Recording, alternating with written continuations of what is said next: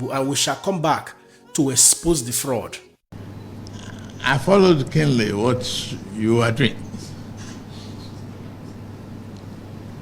The essence of democracy is to have,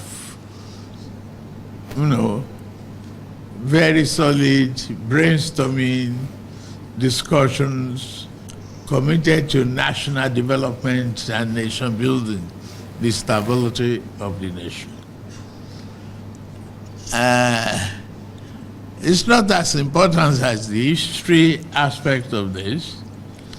What is crucial is the fact that you manage the process to the extent there will be no confusion, no disenfranchisement of Nigerians, and that we are all going to see democracy flourish. It is time that we have confidence in our system.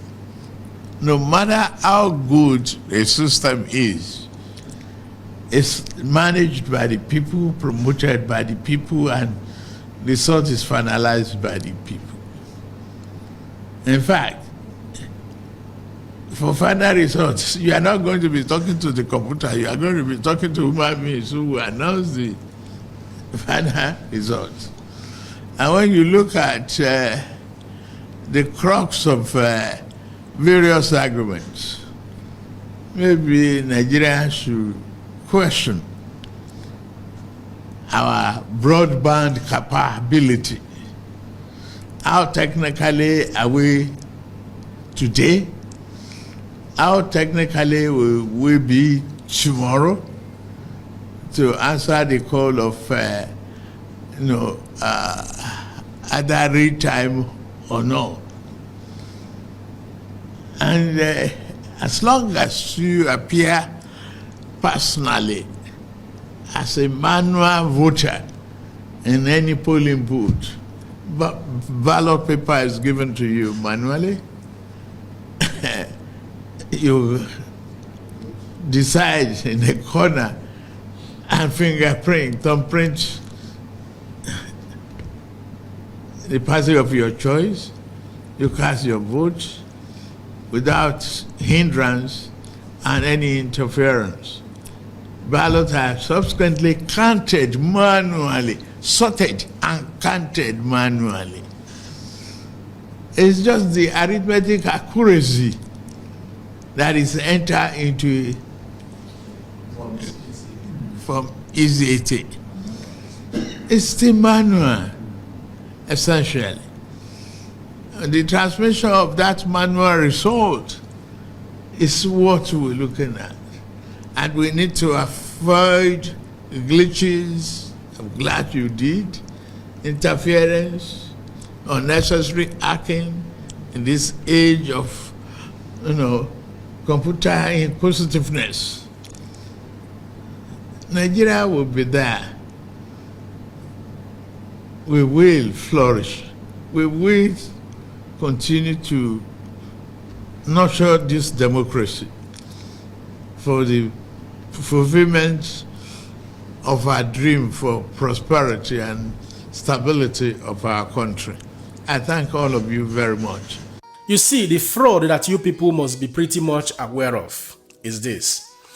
In a sane society, in a democratic governance, terrain or regime, the president of the federation has no right. He has no moral grounds.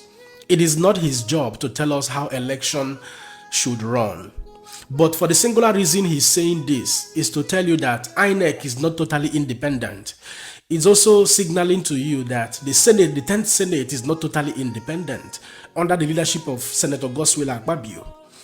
The president of the federation, if truly a democratic person, he has always claimed to be, should have asked the Senate, what is it that the people yearns for? Let's do this, let's do that. In a democratic dispensation, it is not Tinubu that will come and tell Nigerians how the election should be run or what is the best way to run the election. He should have maintained, a stand that tallies or aligns with what the people are yearning for. Now, here are the fraud.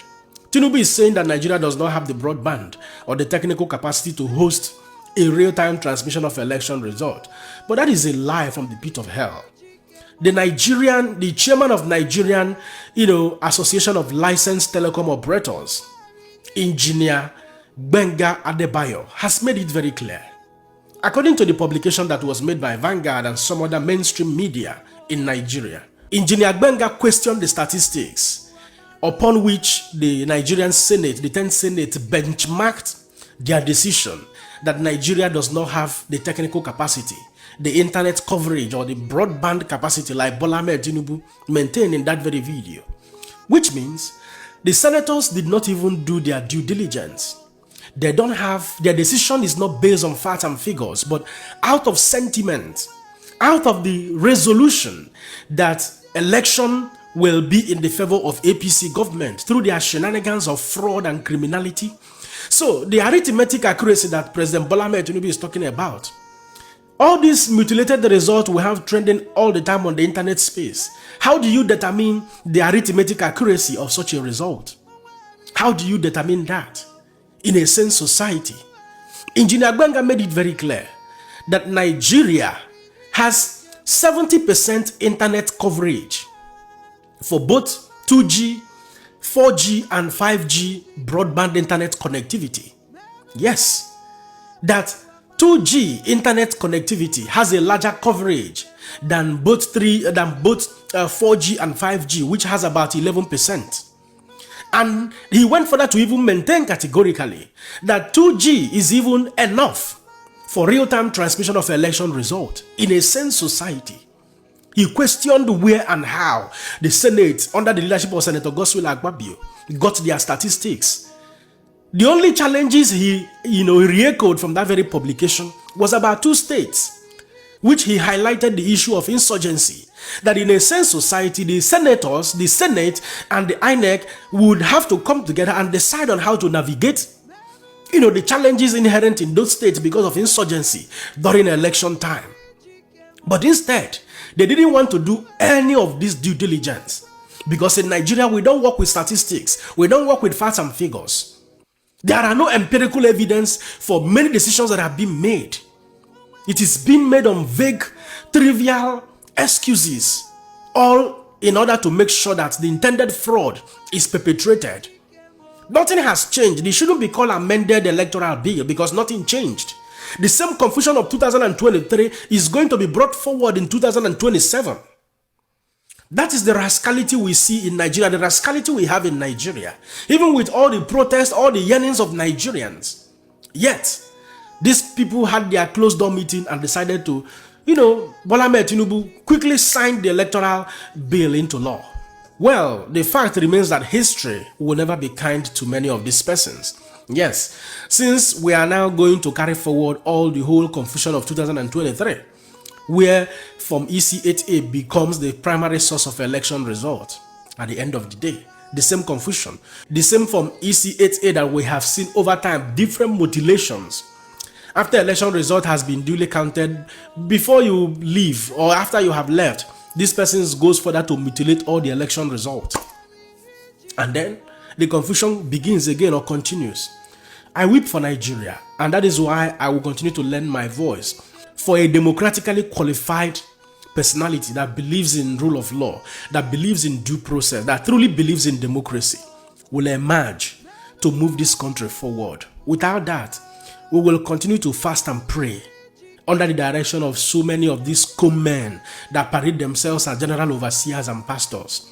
The hardship in the country does not affect them because they have perfected their whims and caprices in extorting money from people in order to become rich and richer, while also being bankrolled by all of these corrupt politicians at will. At this point, I will allow you guys to be the judge. Don't forget to let me know what you think in the comment section and share this video. My another person, Siam. God bless you.